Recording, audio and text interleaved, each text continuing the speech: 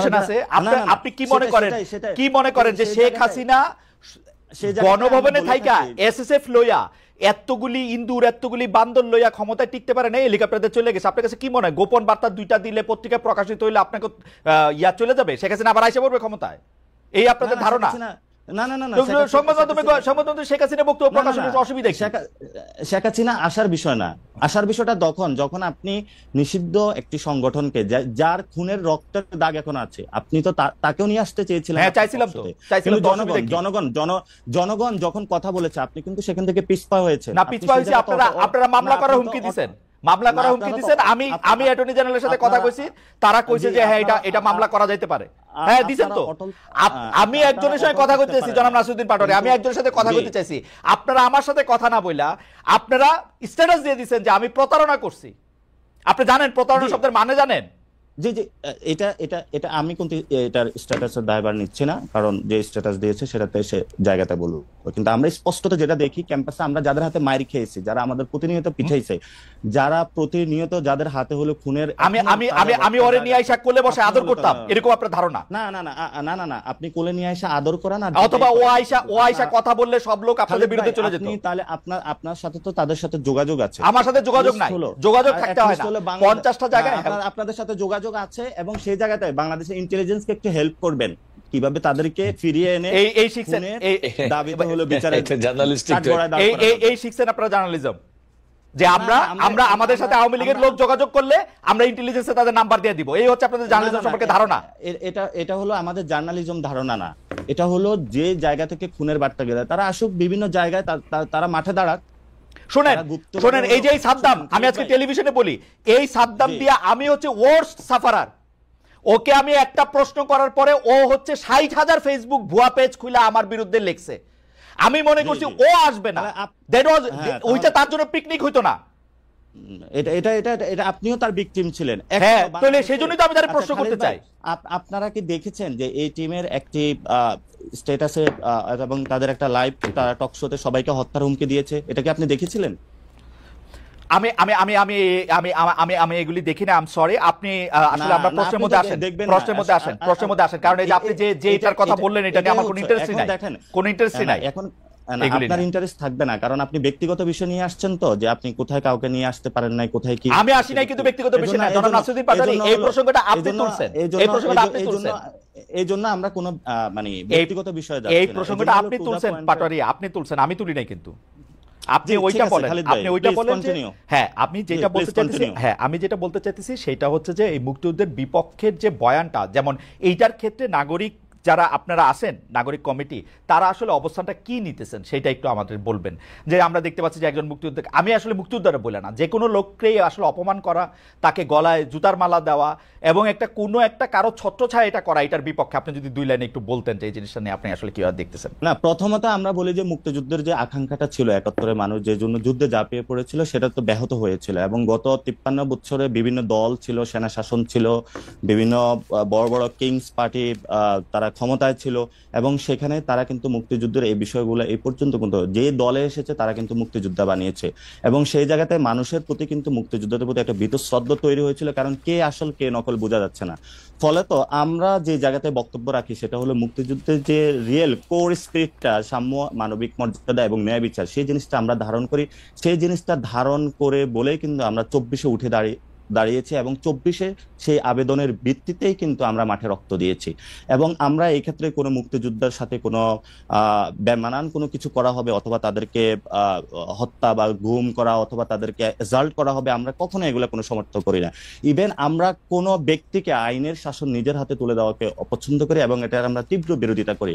কারণ কোনো ব্যক্তিকে হলো বাসায় থেকে উঠে নিয়ে কান ধরে উঠবসা করা অথবা তাকে এজাল্ট করা, আমরা কখনোই এই বিষয়গুলো সমর্থন করি না। আমরা মনে করি দেশে একটি সুন্দর বিচার প্রক্রিয়ার মধ্যে যদি কেউ কোনো অপরাধ করে থাকে সেটার বিচার হবে, আর যদি সে অপরাধ না করে থাকে, যদি কেউ তাকে সেই এলিগেশন এনে থাকে, তাহলে তার বিচার করা হবে। আমরা সেই সুন্দর বিচার প্রক্রিয়া বিশ্বাস করি।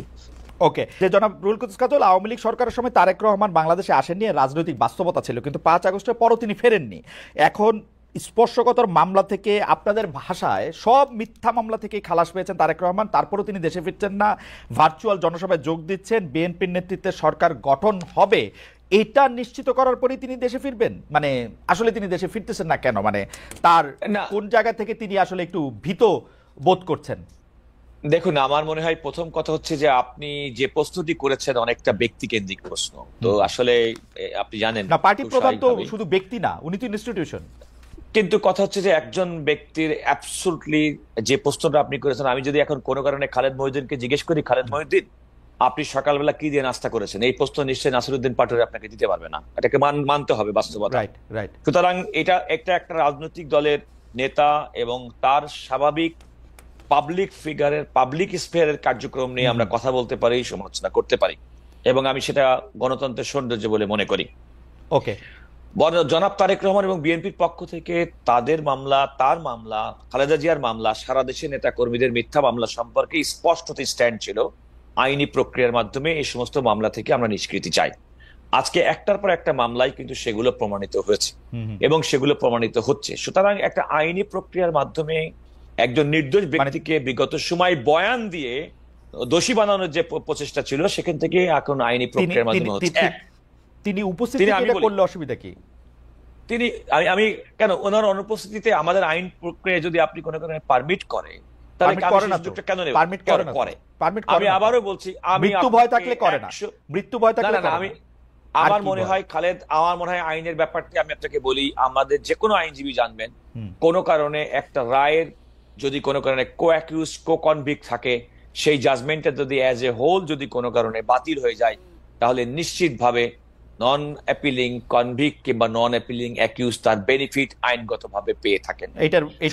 এটার আরেকটা ব্যাখ্যাও আছে, আমি সেটা পরে আপনার কাছ থেকে শুনবো। আমি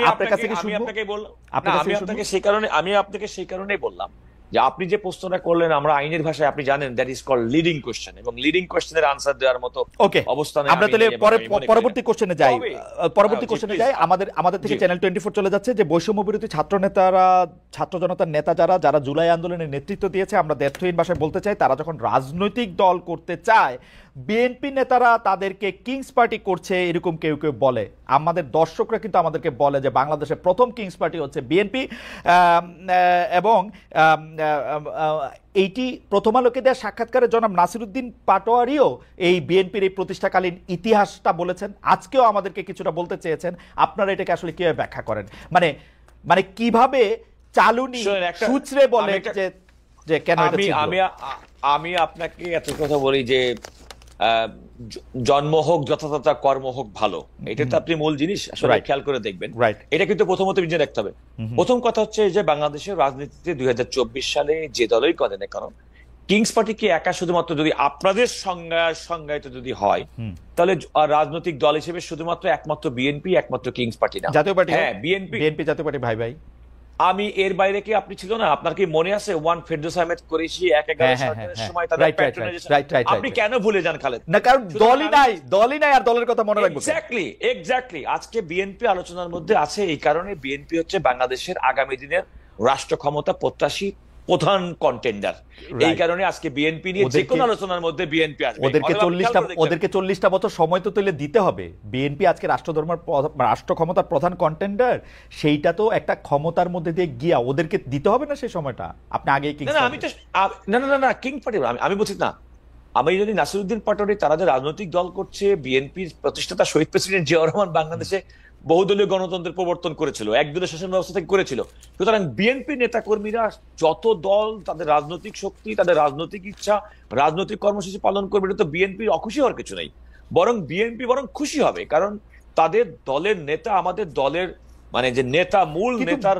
কিন্তু এইটা বলেন তো কাজল ভাই, বিএনপি অকারণে কেন ছাত্র জনতার এই পার্টি মানে এই বৈষম্য বিরোধী ছাত্রদের অকারণে একটু খোঁচাখুচি করতেছে না? কিছু হইলে বলে যে যেমন দেখেন এক্সট্রিম, আপনি আমাকে বলেন কিছু এক্সট্রিম। আমার মনে হয় যে কোনো একটা বক্তব্যের আইসোলেটেড কোনো পার্ট নিয়ে সেটাকে একটা মিসইন্টারপ্রেট করার সুযোগ থাকে। আমি যে কোনো সময় আপনি যখন খুব একটা যে কোনো একটা পুরো একটা বক্তব্যের মধ্যে, সে ফর এক্সাম্পল খালেদ, দেখেন আমরা 3 জন মিলে টক শো করলাম, এর মধ্যে কমপক্ষে 1000টা সেগমেন্ট করা সম্ভব, যেখানে আমাকে এক পক্ষে ইয়েস দিবে আর এক পক্ষ নেগেটিভ দিতে পারে, কারণ এটা সুযোগ আছে। এবং ভার্চুয়াল দুনিয়াতে সমস্ত কথা, বিশেষ করে মিডিয়া, আপনারা যারা কাজ করেন, প্রিন্ট মিডিয়া বলেন, ইলেকট্রনিক মিডিয়া করেন, একজন বক্তা 1 ঘন্টা বক্তব্য দেয়, তার জন্য সীমাবদ্ধ সময় থাকে 1 মিনিট, এবং আপনি মিডিয়া হাউসের অন্যতম উদ্দেশ্য হচ্ছে যে তার ওই বক্তব্যটা, যে বক্তব্যটা পাঠকের কাছে গ্রহণযোগ্য হবে, তার কাজল ভাই, কাজল ভাই, আচ্ছা ঠিক আছে, ওই বক্তব্যের কথা বাদ দিই কাজল ভাই, আমি আপনার বক্তব্য শুনতে চাই কাজল ভাই, ওটার কথা বাদ দিই আমি, ঠিক আছে, এটা নিয়ে আমার আলাদা অবস্থান আছে।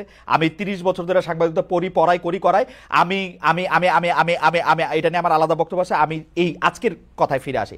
আসলে কি ঘটনাটা কি, মানে আপনারা চান যে মানে এই যে যারা এখন ক্ষমতায় আসে, দরকার হলে তাদেরকে আটকানোর জন্য আপনারা আওয়ামী লীগের সাথেও এক ধরনের সন্ধি করে ফেলবেন? আপনারা গোপনে গোপনে আওয়ামী লীগের সাথেও একটা সম্পর্ক রাখতেছেন? আপনারা আওয়ামী লীগের ফেসিস্টদের বিচারটা আপনারা দাবি করতেছেন না, যেগুলি নাসিরউদ্দিন পাটোয়ারি বলছে, আপনি এগুলি কিন্তু মানে আমি জানি না, এরান নাই, আপনি সুন্দর করে বলছেন, আমি বুঝি নাই মনে হয়।